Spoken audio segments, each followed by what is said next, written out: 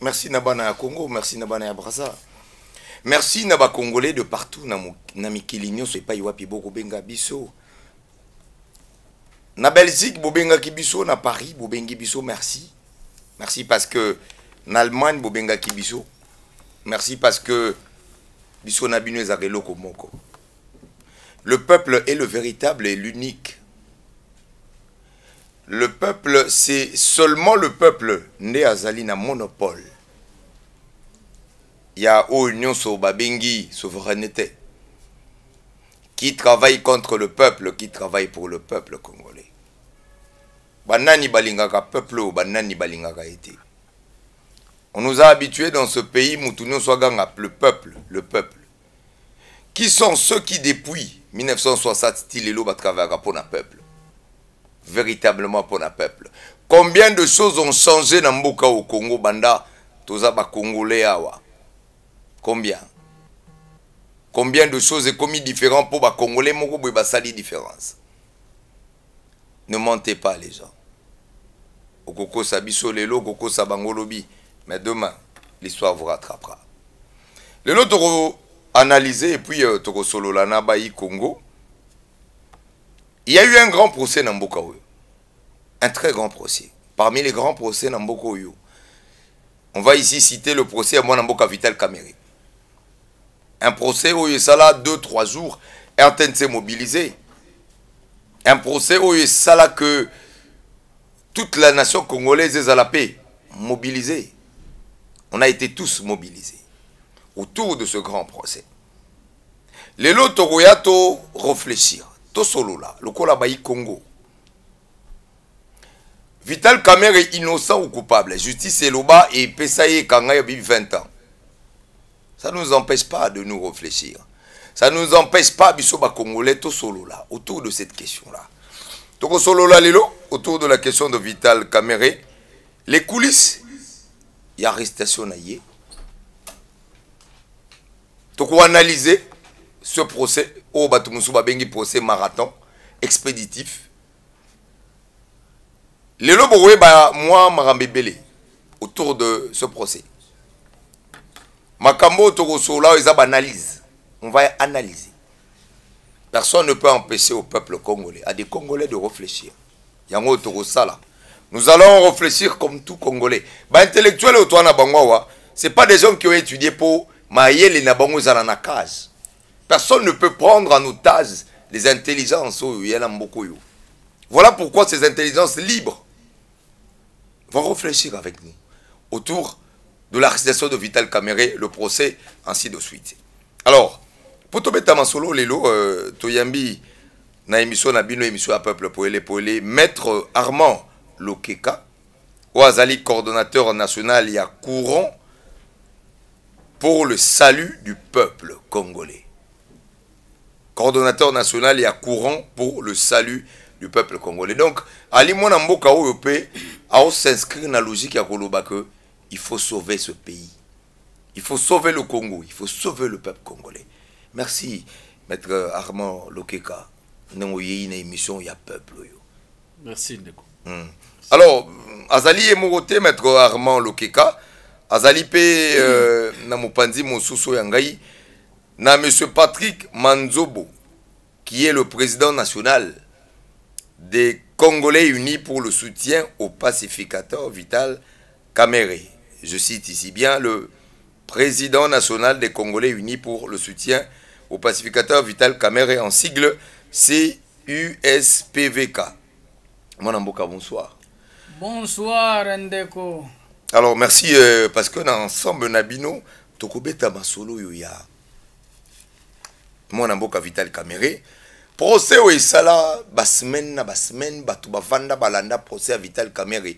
L'un des plus grands procès au Ilikana Namboka Nabiso depuis 60 styles. Un directeur de cabinet arrêté, c'est pour la première fois. Banda histoire Namboka na M. Zali. Qu'est-ce qui s'est réellement passé? Est-ce que Makamon Kei correspondre à la norme? Est-ce que tout s'est bien passé? Mais tout les abélés banamboka. Ma Congolais belé bazali komi tout na makambo belé autour de tout ça. yango wana poto meka ko sunga bande ko na biso esika bali.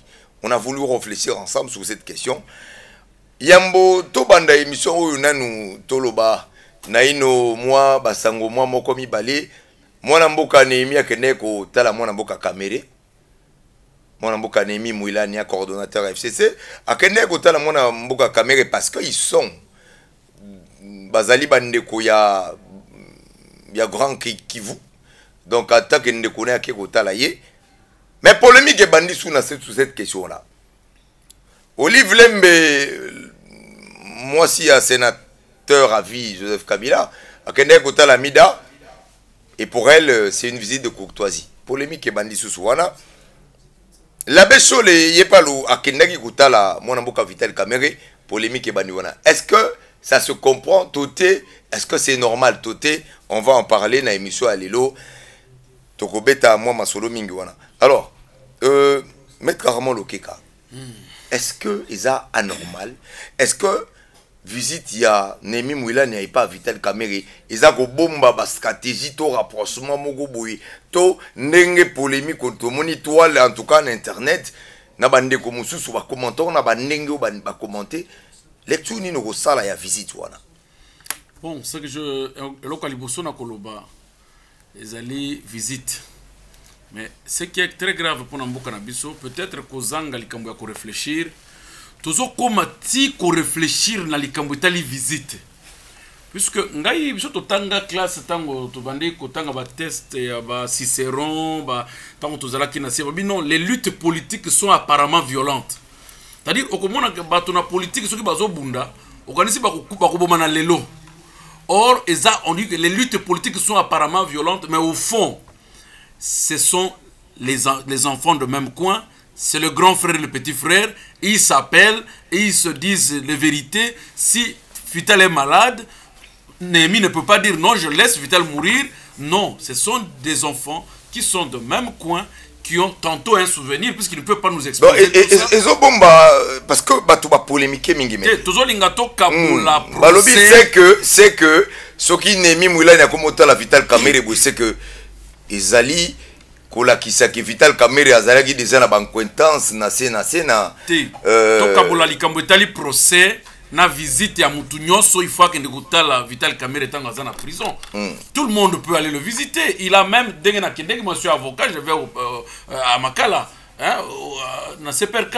Il a un service au moins on a autorisé que bateau bazongi ba monaye ça enregistre.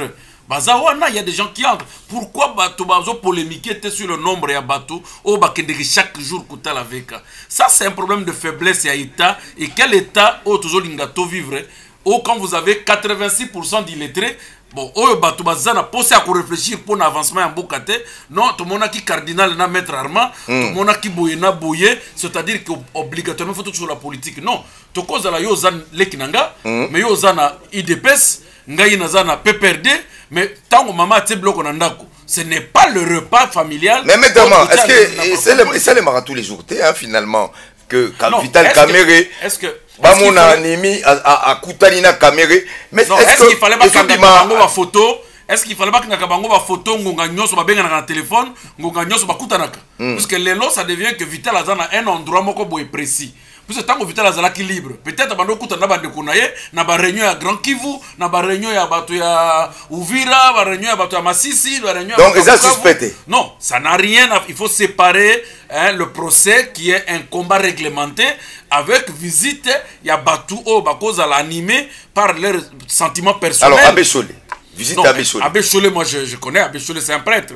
Bon, ceux qui visitent Naïe, c'est limité dans le cadre, il y a un prêtre qui a eu compassion, il y a aucun écoute la moto, là il n'y a pas un problème. Mais le problème le plus grave, c'est que on veut rendre cette visite d'Abbé Chole, visite à vedette politique. Non, si Abbé Chole pense qu'il est utile pour casser la politique, qu'il enlève la soutane.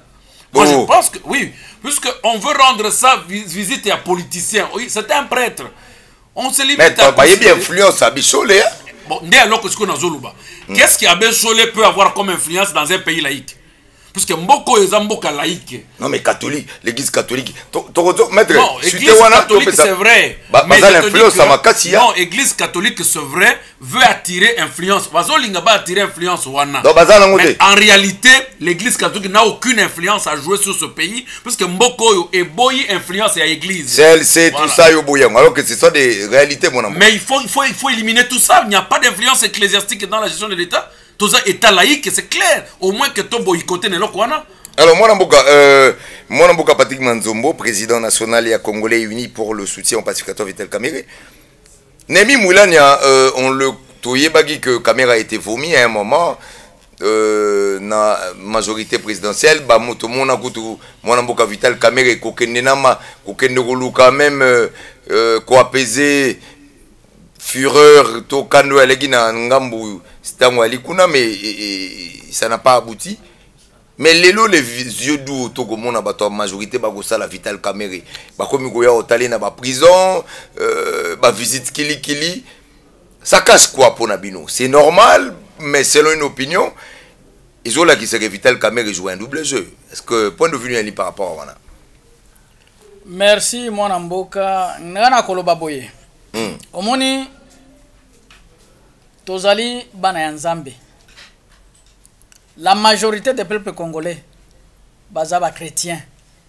Bandimela Nzambe, même ba musulmans, même ba kimbangistes, tondimela Nzambe. Bible lobby, vous connaîtrez la vérité et la vérité vous affranchira. Ça veut dire? C'est-à-dire, bosolo nde etinda kabato bazala na liberté, hein? Bosolo etinda kabato balongwa na goigoi. Alors, yo tuni likambo pona mwana mboka Nehemi. Est-ce que depuis arrestation ya mwana mboka Vital Kamerhe Lwakaningi Ninkingi, directeur de cabinet à chef de l'État et président national ya INC. Est-ce que tu es le directeur de cabinet? Alongwa toi ça. Soki yondo ozana. C'est une question. Yondo ozana sango mususu okopesa bana Congo. C'est une question. Azala kalisuste okopesa yango awa na etandoike. Mais oyo nga na yebi ndeo nazoko yebisa yo. Jusqu'à preuve de contraire, Vital Kamerhe reste le directeur de cabinet du chef de l'État. C'est une farce même, directeur de cabinet condamné. Est-ce que mais jusque là, ata acte mon côté. Oyo la kisi ke Vital Kamerhe azali susu directeur de cabinet. Allons-y, Nehemi est pas Vital Kamerhe. Nehemi aza mwana mboka. Nehemi azali ressortissant ya Sud Kivu. Même coin que Vital Kamerhe. Awa tolingi to limbolela bana Congo ke politique ezali ki enemité. Mon co-débatteur Autiko yebisa très bien que boko kiko zala bana ya tata moko mama moko oyo azana IDPS oyo azana FCC tango mama alambi fufu bino nyonso bokolia moto akoloba teke onde parti ya IDPS onde parti ya FCC.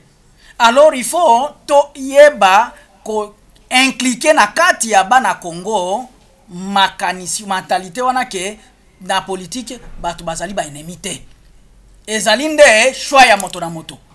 Mais Bolingo, tout le monde a monté, hein? Tout le monde a dit que Vital Kamerhe, on n'a pas vu. N'est-ce pas répondre déjà? Non, mais parce que dès maintenant que beaucoup de s'intéresse. Est-ce que dès maintenant montu à Liboso, ko banda ko kende kotala, moi na mboka Vital Kamerhe na prison à Makala. Pona nini kaka visite ya Nehemi nde sali polémique. Mais pas. Ndana zalaki kuna ava lundi passé. Na kendeki. Na batun ba membre na nga ya mouvement. Tokende ko rendre visite mwana mboka Vital Kamerhe ayambi biso batu nyonso ayambi bango bien pona nini ebimisa ki polémique te. Mais pour yaza muto FCC cash hein, il faut pas tout ça l'assemblant hein. FCC tout ça là oyebi que azali muto FCC cash oyebi que Kamerhe à un moment il a été baloba ki ba vomir na FCC cash ba vomir na FCC pardon mais ba oka moi non Nehemi Mwilanya azali professeur ya université ya Inikin. Vital Kamerhe azanan azape moye kulisina université. Est-ce que aoki ko kende kotala na cadre ya ki collègue te pona nini ebi misa polémique te il faut kaka bati ya yango na cadre ya message caché non message caché non lobby totika kobungisa bana Congo parce que intérêt moko ya peuple Congo elezana ba polémique wana mais siko abesholi kuna ke yaza mutabandu abesholi yemo kwa lobaki ke akei kuna en tant que pasteur azali mosali na nzambe Vital Kamerhe azali chrétien catholique c'est tout à fait normal Donatien Chole akende ko rendre visite na mpate na ye. Mais oyebi implication ya abesholi azali makanisi bolingi wana nde makanisi bolingi bolatisa peuple azana aza citoyen congolais akei kuna en tant que prêtre toyebi role oyo catholique jouaka na Congo yo yebi ngana na ye ke ata ozali awa na makala ndimela kaka nzambe na yo nzambe nde aza na dernier mot à dire. Mais ba message caché ni eza na kati ba message caché ni ozolinga ko na kati ya vie na yo te eza nzambe ya otolobi ndeko message moko ya réconfort ba message caché ni olinga ko lobate dans ce dossier parce que on aurait appris tika totuna comme analyste on aurait appris que Lelo Vital Kamerhe na kaso il faut batu bazolinga bakende kotala ye parce que il y a des vérités que Vital Kamerhe peut ressortir yango bazokende ko finaye to eza boni po bino boza batu na ye toyoka ki bonga loro le polémique ezala to lingi to tuna to fixer opinion une fois pour toutes. Vital Kamerhe alingalo ba vérité mais aujourd'hui bazotinda ba émissaire baya ba calmer au-delà du fait kazana kaso à se calmer. Bazoloba banani omoni eloko ebomi mboka na biso biloba loba. T'es vrai ou faux? Vrai ou faux? Mais ndenge nini tokoloba vrai eloko yo totikali koyoka na monoko ya Vital Kamerhe te. Mpona nini koluka ko prêter ma intention na moto oyo ye alobite. Binemi atambola kapamba te hein. Nemi azali citoyen congolais aoki ko tambola sika nyoso. Nemi Mwilani a coordonnateur yem daza responsable ya rouleau mais tant que kuna yalo baki akekuna na cadre ya coordonnateur ya FCC. Non. Akeko tala ndeko na eko rendre visite. Soki ba mususu bazoko ka kosala yango te. Il faut que ndeko tuna bango mutuna pona nini bino bozo ke ndeko rendre visite na ndeko na bino te. Est-ce que batwala muka déjà ba keko rendre visite apparemment tout le monde va batwala muka bango yondo ko tuna mutuna ezali yo. To tuna mituna est-ce que batwala muka boke déjà ko tala pe mon mboka Vital Kamerhe parce que azana ba affinité de part et d'autre quand ça boule sur les voisins il faut pas ko ça la mofeti. Alors, tokota na muzindo ya masona biswa lelo. Le procès Vital Kamerhe. Vital Kamerhe tomonaki marche outi ko salema dernièrement bandeko président Patrick Manzombo balobi Vital Kamerhe est innocent et totalement innocent. Toluka ko sala na cadre état de droit te toluka ba kobaité. Pas le moment. Toluka ba kobaité. Vital Kamerhe aza kobai o baliba mekaba confirmer que état de droit bandi ou bien il a véritablement escroqué la République démocratique du Congo tokobeta masolo awa na mwana mboka. Alors bandeko tokopesa bino la parole, je sais que vous êtes véritablement branchés et que ma réaction na mino zoya déjà donnez-nous le temps bana mboka basola nano pour comprendre elisolo zanini mwana mboka Vital Kamerhe a bomi projet à 100 jours ne bazoloba bino bolobi aza innocent vérité za côté na yebisa kiyo na ebandeli yawa vous connaîtrez la vérité vous affranchira mais tango soki olandi na bokebi nyonso début ya processus ya invitation ya mwana mboka Vital Kamerhe lwaka ningini nkingi. Lelo tozo yoka loyembo ya instauration ya un état de droit. Loyembo bien c'est une volonté politique. Mais comme loyembo parce que tolingi to palper to vivre population peuple. Oyo motonyo sozo tout la tolo. Les peuples d'abord, les peuples d'abord. Ce peuple a besoin de connaître la vérité et de palper du doigt la réalité d'un état de droit. Parce que état de droit, nganaza juriste te. Non, on a un spécialiste sur le. Tout ça la place on est spécialiste pour to boya gimbilinga mbilinga. État de droit wana oyo bazonga mingi te. On a des garde-fous lelo. Ezali couteau à double tranchant. état de droit ezali na ba devoir na ba obligation. État de droit oyo tozoko lobela oyo bazoko yebisa biso loyembo oyo pona mwana mboka Vital Kamerhe nde balingi basala test ya état de droit. Banani bengi basala test yondo oluti koloba yango te voya motuna. Alors toyokaki bino bosalaki marche wana nde ba déclaration na bino yango no maloba te boko ya kobungisa. Allez-y ndeko. Biso nyonso tolandaki na bokebi malamu ete mwana mboka Vital Kamerhe azali invité par le procureur général plein la cour de Matete, cour d'appel de Matete. Pendant que le chef de l'État venait de décréter l'état d'urgence na mboka oyo pona COVID-19. Akei pona kolakisa ke azali moi mboka oyo atosaka mibeko ya mboka. Ake deuxième fois pour mbali boso boye ukende. Aboya kite. Document nde ezalaki na bakokoso. Nde bazongisaki yango bakende kobongisa yango po aya na document. Po soki ayaka na document balingai baloba aye na document ya mabe. Ale aye ko se présenter. Ngai nazalaki wana na kendeki po na vivre. To situka kaka. Moto ayaki soki na 13h.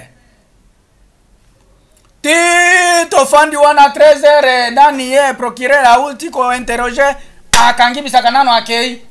Mais balobi ba indice sérieux de culpabilité. Là, papa ngande nazoko pesa. Évoluer.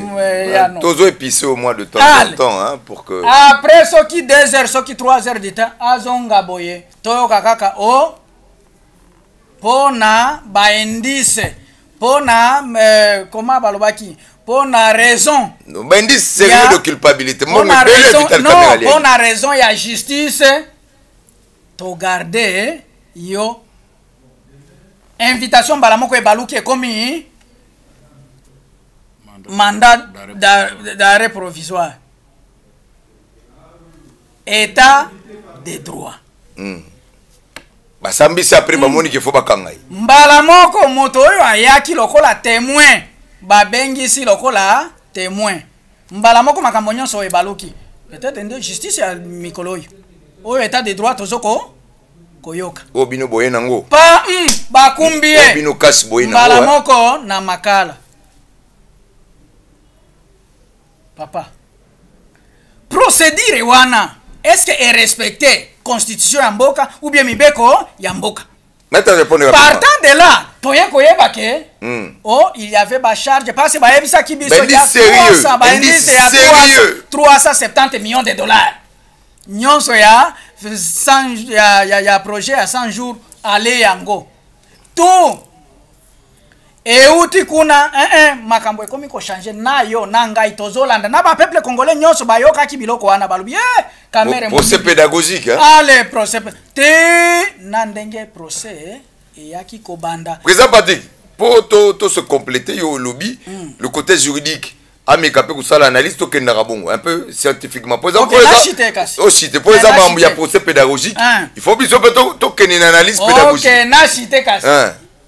Alors peuple congolais bazala kozela sikoyo balakisa bango esika oyo mwana mboka Vital Kamerhe atiaki loboko na ye na libenga ya leta pona koyiba mosolo wana pour lelo misala wana ezokotambola te pasi yende a détournaki mbongo wana kokoma kaka oh non détournement de deniers publics 57 millions oh mais oh mususu jonso ekewa donc et le monde a 300 millions et quelqu'un et comme 57 donc ba requalifier ba fait après donc on a même procédure ba requalifier mbele binga to son nom avis de l'expert état de droit mais il y a bino mutu boya kinango papa il faut pas dire état de droit ba to musuba inventa casse bino mutu we na ba état de droit oyo ils état de droit na bino moi mboka ozali d'abord spécialiste de droit maître Armand Lokeka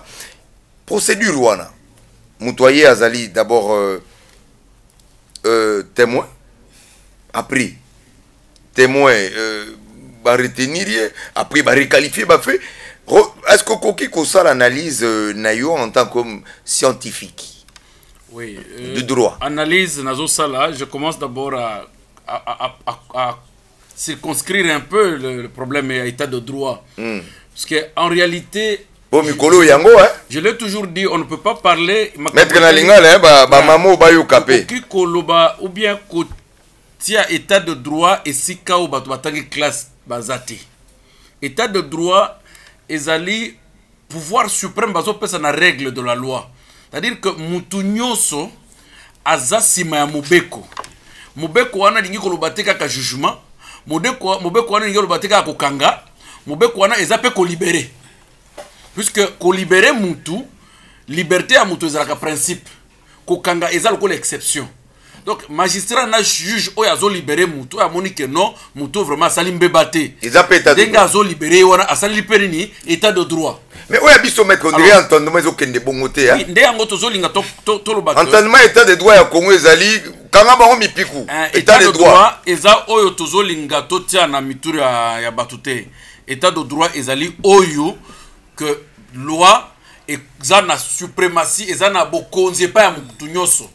C'est-à-dire loi wana balobaka no soki mutu asali mbebate kokanga ete eza pe loi yo il faut tosa yango. O balobi ke mutu soki asali mbeba à répondre yango, il faut pas tosa yango. Ba limite, il faut la paix, protection, il faut donc état de droit c'est état de droit général. Maintenant Congo to restreindre état de droit comme attendement attendement moins intellectuel. To comme si yango ndenge de kalobi bon en fait. Mais explication la bino des amabe mais heureusement to bengi pour expliquer parce que voilà pourquoi votre présence explique. Parce que on a vu que des ordres ali les hommes bilonde fobo orientaka batu papa on vous appelle pas sur ces plateaux pour boire raconter ba vie na bino to benga rabino pour orienter mais il y a des gens qui sont en train de mettre le non ce désordre là dans la tête. Ce n'est pas que le fait que tozolo ba français de tutangi kotanga na koloba français eza biloko mibale ekeseni mundele ya France alobaka français lokola monoko na mboka lokola chiluba lokola lingala lokola kikongo mais ça veut dire que tout blanc est intelligent non mundele nyo sazana mayelite. Donc ça veut dire que ba concept oyo eza ba concept zo defango na minoko ya bapaya. Il fallait mutu oyo vraiment atangi classe na ye bien azo zoape théorie ya sali azo comparer yango na vie pratique ndenge nini état de droit et sala maraba mboka mususu. Vous avez vu ici dans les États-Unis président Trump était interpellé au Sénat. Parce que la suite, ils ont apprécié. Non, appréciation, opportunité à poursuivre. Est-ce que Toki Kangisa président n'a pas en fonction? Mais ce que Kangisi, il y aura telle situation après Kangisa et bah gelé.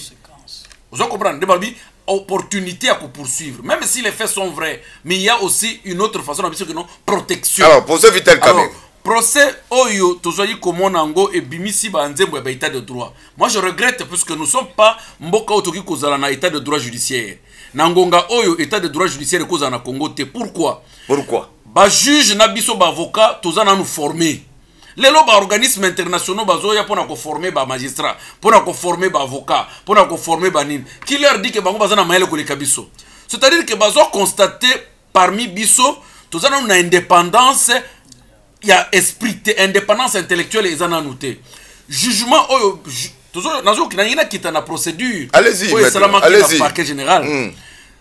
Il est vrai que le procureur général n'a instruction naïe a transformer témoin prévenu. Ça c'est de son pouvoir. Ce qui a moniqué lors de l'audition il y a témoin, indice sérieux il y a culpabilité que non signe ya mabe oyo azolukele monani akoki ko transformer na prévenu. Ozo comprendre. Mais pourvu que obimisa réellement ba indice nini okangeli puisque mobeko na biso donc ba indice on a fait monana. Voilà, mboka na biso elobi boye na constitution. Aucun congolais akoki ko privé liberté na likambo oyo ayebite. Soko lingo privé congolais liberté, il faut oyebise ke ndenge na kangiyo boye na kangiyo po na likambo tel mukolo tel osala ki boye. Mais on va ça qui n'a pour ça Vital Kamé. Vous allez retrouver que tango va transformer ye olobi awa ndenge na yoki na mnoko andeko. Les faits ont commencé dans les 300 millions. Ce qui 300 millions. Moi, na ko ebisa ya solo, j'étais en train de suivre le procès na distance puisque nazaki consulté. Et puis biso na déontologie na biso l'affaire où ils ont consulté, tu n'as pas un avis à émettre. Mais comme ils arrivent à analyse, je peux me permettre de faire l'analyse. 300 millions et commis 57 millions, 58 millions. Tâtonnement, certitude des années. Et commis, non, il a influencé son pouvoir pour le Makambo, il a coupé sa Jamal, marché public, tout ça. Mais ce que ça yango, c'est qu'en réalité, l'état de droit a été violé par le juge. Oh, non, je dis ce que ça yango. Ce que ça yango. Parce que je dis que l'état de droit, c'est gauche et droite. C'est ça qui fait l'ensemble en Zambie. Même en Zambie, on a trop dans main gauche, dans la main droite.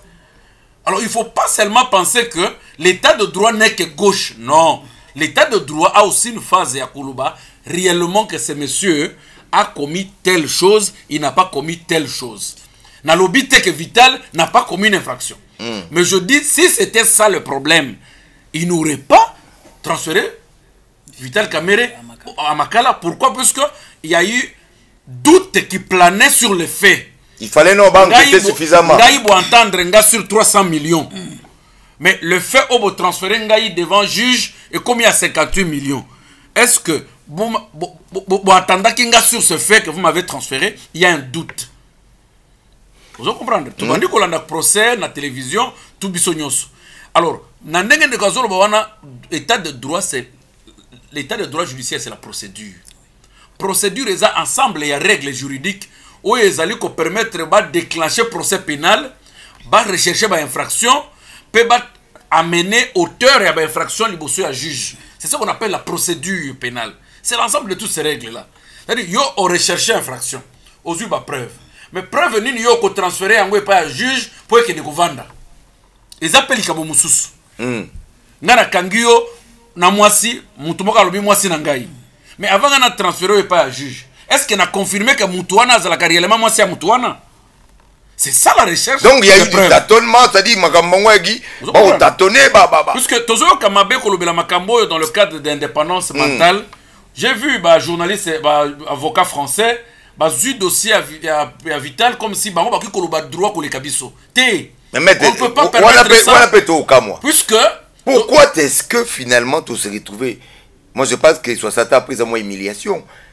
Oh bangonde ba français, le quoi bali ba français c'est le complexe puisque toujours ba munoko na bango. Ce qui les loto banda ko plaider na lingala. Ce qui les lo musala na biso avocat to banda ko lubango na chiluba. To banda ko beta ngo na Kikongo. Personne n'arrive à la complexer le bosso à mondele. Mais quand vous attendez que non avocat français, donc on pense qu'il y a des dictionnaires. Non, le dossier Vital Kamerhe peut se régler en face avec nos juges. Nous les regardons en face et nous leur disons que non, jouez votre indépendance intellectuelle. Boloba oyezali. Soki ndeko asalaki mbeba oyetali loi oyo. Bo condamné na oya salaki. Mais il faut pas chercher oyo ya salaki te bossa la coûte que coûte ya ko salir république. Donc ça au moins donc mais maître concept na va appeler ça pas président. Le concept dossier, comme on appelait c'est un procès pédagogique. Vous êtes d'accord dans votre côté? Le procès demeure jusqu'aujourd'hui pédagogique. Même émission Oyo Sali Lelo, c'est une émission pédagogique parce que Batebele va découvrir Lelo que quelle serait la procédure normale. Il y a juge congolais à Kanga Vital. Ok, non. Vous comprenez? Ok, non. Quelle serait la bonne? La procédure, la meilleure procédure. Ce qui est à la Kingaï, avocat à Vital, je devrais plaider coupable. Oui, je plaide coupable, mais néanmoins, il y a un conflit de qualification de faits. La théorie du conflit de qualification de faits. Et Bolobi, il a détourné les deniers publics. C'est le principal de charge qu'on a retenu. Alors, à détourner Ndengenin, sur base de la passation de marché public, il y a déjà un conflit de deux lois. La loi ordinaire qui est le code pénal et la loi spéciale qui est la passation de marché public. Alors, quelle est la loi qui doit être d'application? Voilà, puisque c'est ça la pédagogie. Chers spectateurs, c'est la pédagogie. Cette émission, c'est une émission spécialement pédagogique. Aux juriste, je ne sais pas quoi dans le salon où il vit. C'est ici, devant le peuple. C'est ça la pédagogie. Mais Sambi c'est loté, mais dans le plateau, il paye wapi, ils ont communiqué le savoir. Merci, maître. au suite bongo topé ça total à l'aspect politique maître suite to kende bongo suite non na pesika ka ozo comprendre moi lumière na pesika ka po ba comprendre que moi ba po ezala ki ngai avocat français po ba bengi wana po azu ba l'équipe ba avocat congolais té aye azu na dictionnaire mais azu na dictionnaire tantôt ka ko le côté ozo comprendre mais nous sommes là nous regardons nos juges nous leur disons non. L'indépendance du juge n'est pas liée par rapport à la subordination. Mais indépendance spirituelle, indépendance intellectuelle, pour que le juge aïeba qu'on discuter avec les faits. Ce que va fait, ils ont répondre. Il a le pouvoir de requalifier. Mais maître, est-ce que va faillir en quelques mots? Non, je te dis la procédure, il y a eu des failles. Oui, la procédure, il y a eu des failles.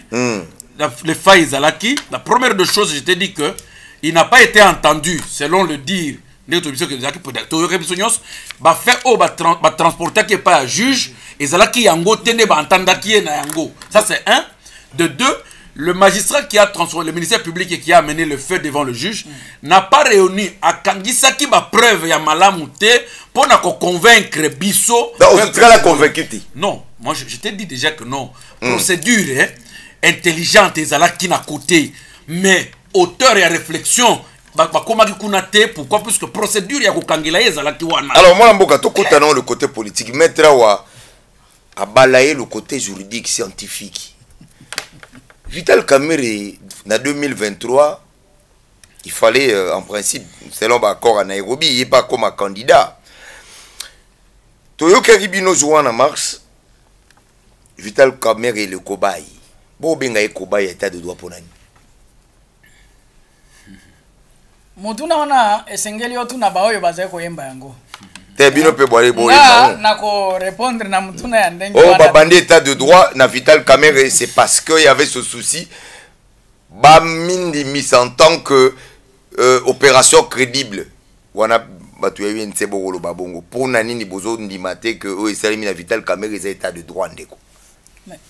Nakanisi mwana mboka moko débattre politiquement il y a le bina juridiquement bien parce que politiquement makambo nyonso congolais nyonso oyo alandaki na bokebi nyonso dossier ya honte. Moi j'appelle ça le dossier de la honte de la République démocratique du Congo. Le dossier de la honte. De la honte. État de droit frappé ou bien en état non na dossier de la honte parce que même biso ba oyo bayebi na bango droit te balandaki na bukebi nyonso ke ya mbulungana na kati ya dossier. Mais on vous a cru ça les rapprochements na Kabila solo. Zela juge président oyo azalaki kosambisa dossier. Juziani. Oufi. C'est mon grand frère. Ba accusa bino ba accusa UNC na marambali wana ba accusa bino. Batu bazoko kozwelo koana lokola eleki kaka boye.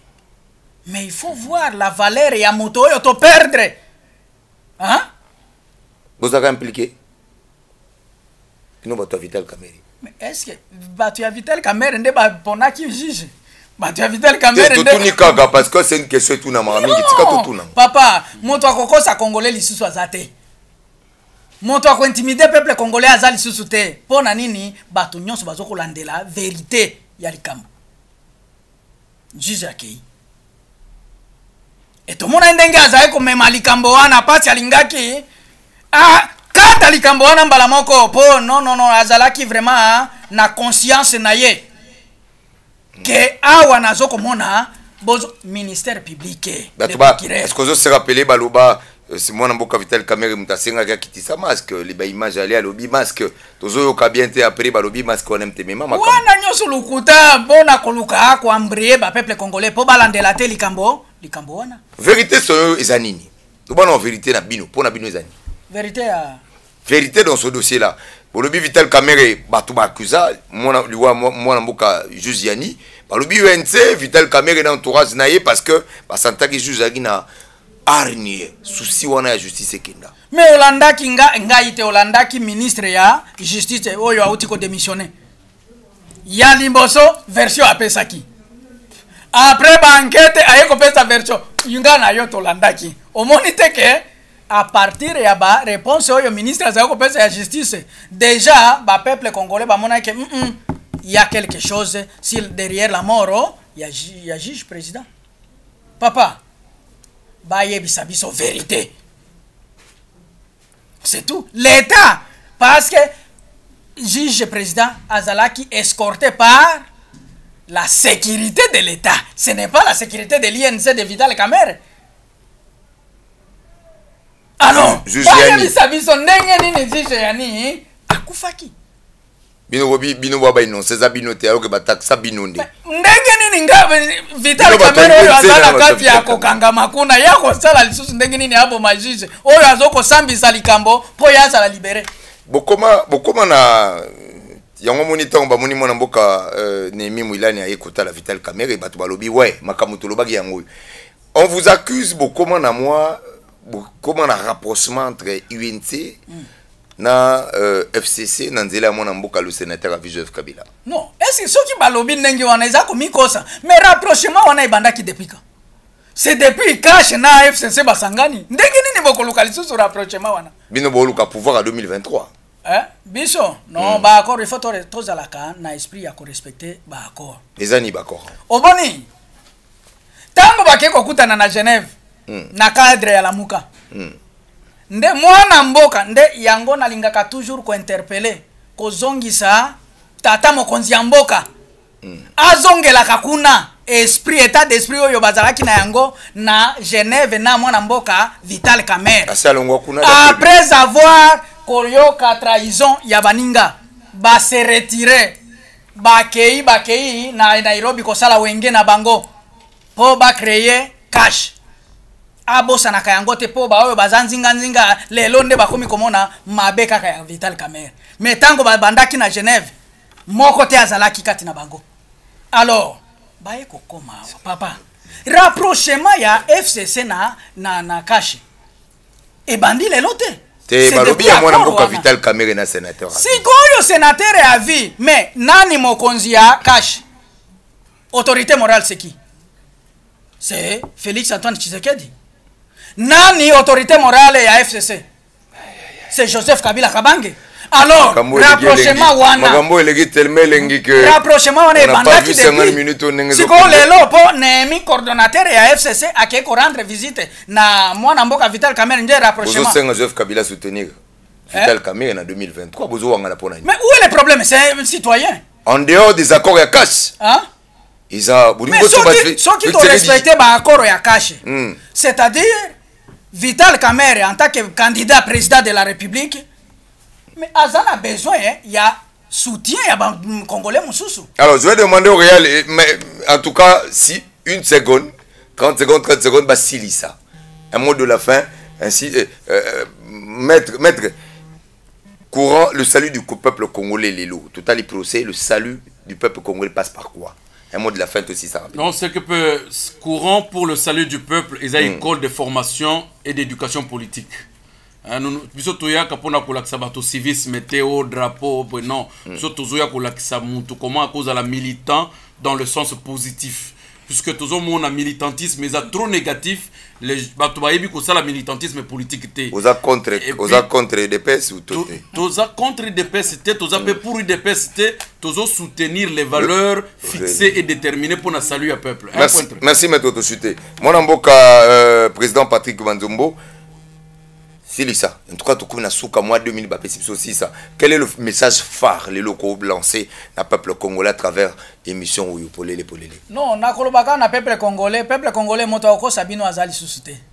Pour vérité nyonso esili koyebana derrière arrestation ya mwana mboka Vital Kamerhe. Complot. Vérité que il est innocent. Complot yondo lobi yango mena. Merci chers téléspectateurs. Merci. Et que la justice doit respecter l'état de droit parce que l'état de droit est englobé makambo nyonso. Ezala ba juge, ezala ba procureur, ezala biso ba peuple moto na moto. Merci président Tosilici. La carte ya justice ya mboka. Tosilici président, merci à toute l'équipe technique ici. Je salue, non remercier, je reste Lane a remercié Yann Moutoubile, Papa Zon Koulana Technique, Judith Landi la magnifique, Bonus Transit, merci. Le coach Raymond Luneko, le spécial et l'intangible. Merci à deux invités, Nabiso Touamagi Maître Armand, Lokeka, coordonnateur national au courant. pour le salut du peuple paix. Mon amboka Patrick Manzombo, président national des Congolais unis pour le soutien au pacificateur Vital Kamerhe. Merci émission Sili. Mais rediffuser Zalobi à 7h. Tout coûte avec le même plaisir. N'a pas invité Moussous. Sérieux émission qu'on continue na bangopé. Merci. Merci beaucoup.